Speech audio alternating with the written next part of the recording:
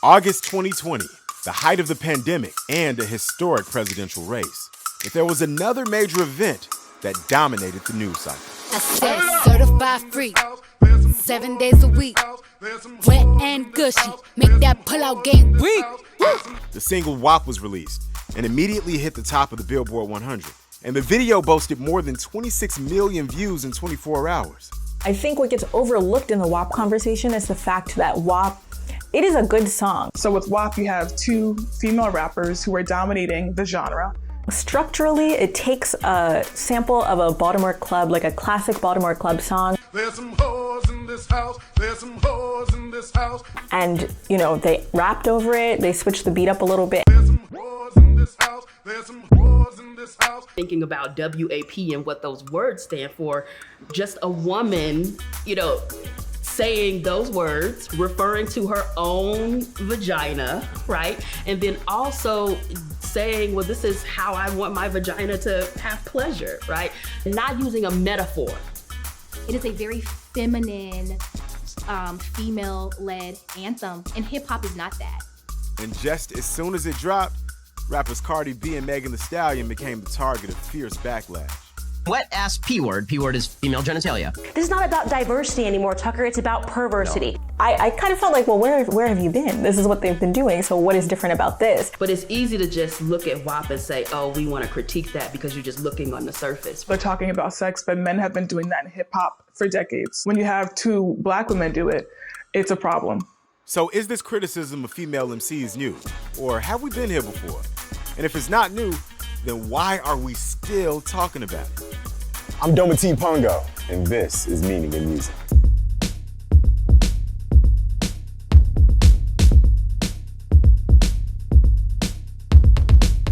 Does hip-hop have a misogyny issue? I think the answer is yes. I think it's a reflection of the world. I think the world has a misogyny issue. The conversation around female rappers, their image, and whether their lyrics are empowering or reinforce misogyny goes back to the 80s and 90s with artists like Lil Kim and Salt-N-Peppa. But before we go there, we can go back even further to understand the deep roots of policing black women's bodies.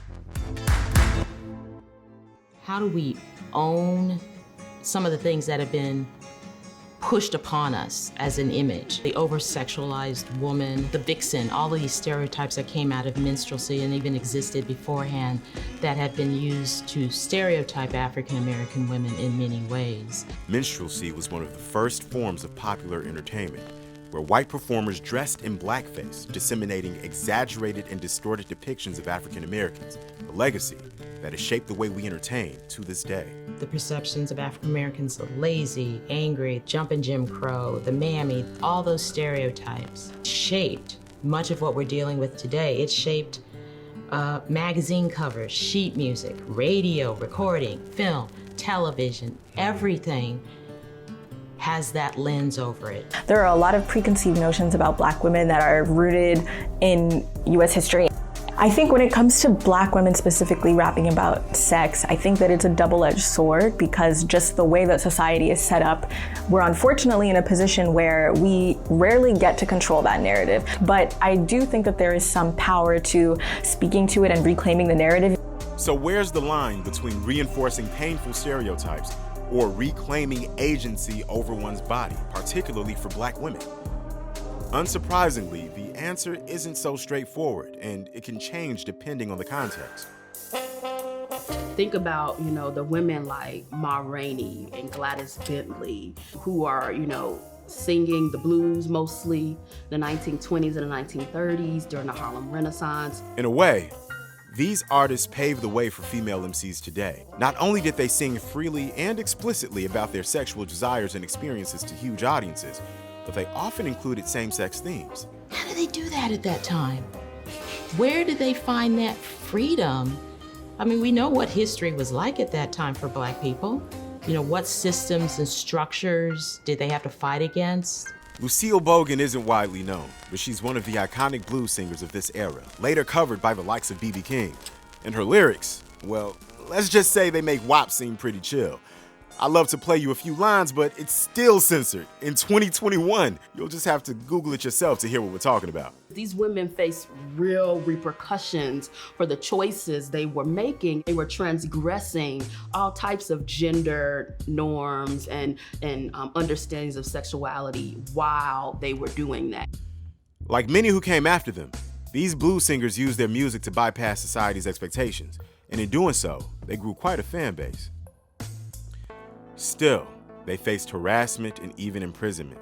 A century later, the remnants of that suppression still exists through disproportionate criticism and attempts to control or undermine female MCs.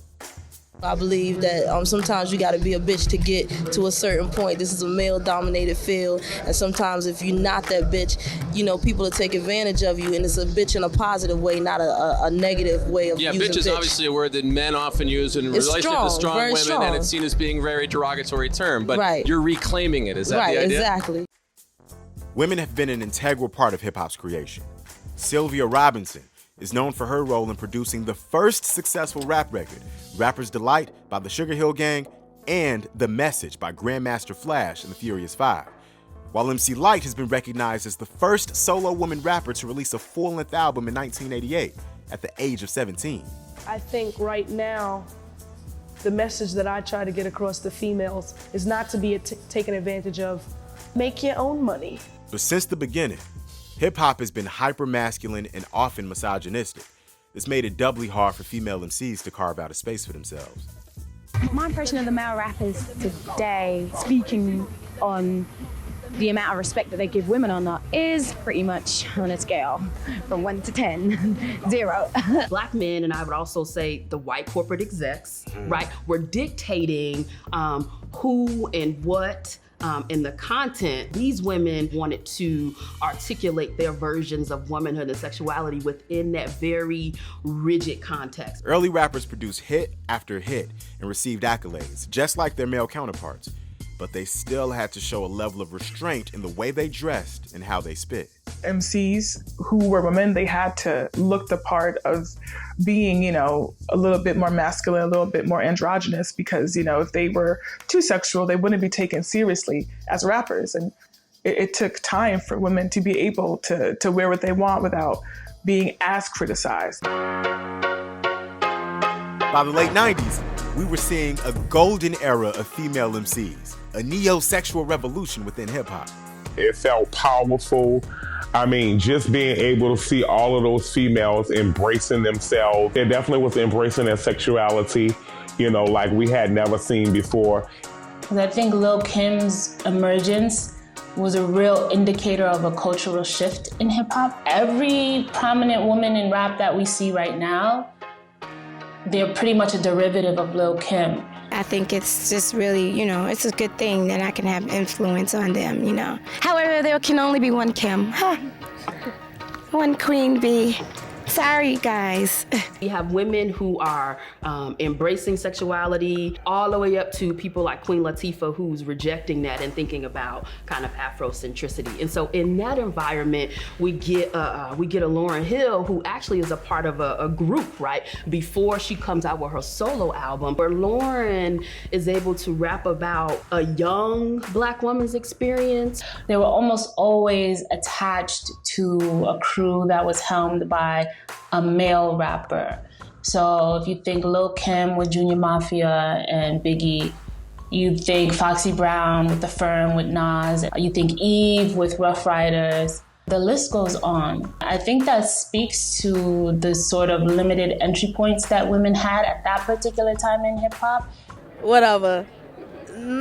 But it also makes me think of someone like Missy Elliott, who was doing everything way back when. She was collaborating, but she was a solo entity. You know, her style was a little bit more tomboyish. So I think when you hear a Missy song, yeah, it can be a little raunchy, but she doesn't necessarily look like what she's talking about.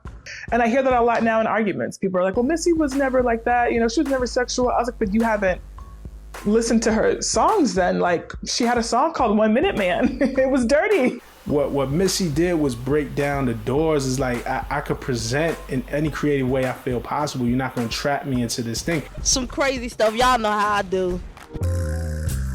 even though there's a lot of criticism for rappers who are for hypersexual, right? Even those who are critiquing them aren't looking at the women who have chosen, who still celebrate Cardi and Megan, but have chosen to do music differently. What does it take to actually engage with the works of women, right? Like Tierra Whack, Rhapsody, right? There has to be a long-term desire to continue listening. And what I find with people who are critiquing Cardi B, Megan Thee Stallion, they're gonna listen to WAP one time and discard it. But they're not willing to say, okay, but then let me listen to this whole catalog of Black women MCs and see what they have to say, because they don't want to invest the time. It's easy to say, oh, I hate this, and turn the channel. There's no denying this moment in hip hop feels different than it did 10 or 20 years ago. Rather than a few mainstream female MCs, there are droves of different voices dominating hip hop, commanding audiences, and topping the chart. Yeah, I think that social media has been a great asset to help, female artists, because they can go directly to fans, and that, they don't have to always get everything approved by the label. You also can kind of control the way that you want to brand yourself. Mainstream is very different now than it was 20 years ago, because now there are rappers who may not be on the cover of every single magazine, but they're super, super popular online, and that's perfectly fine for them. Let them be artists. Let them revel in their sexuality. If they want to talk about politics or, stripping or getting money, I feel like that's the beauty in hip hop, is that they're able to express themselves freely and unapologetically. I do think that we have a little ways to go, before we see a bit more like gender expansive people that are being highlighted, but we're getting there. We're getting there.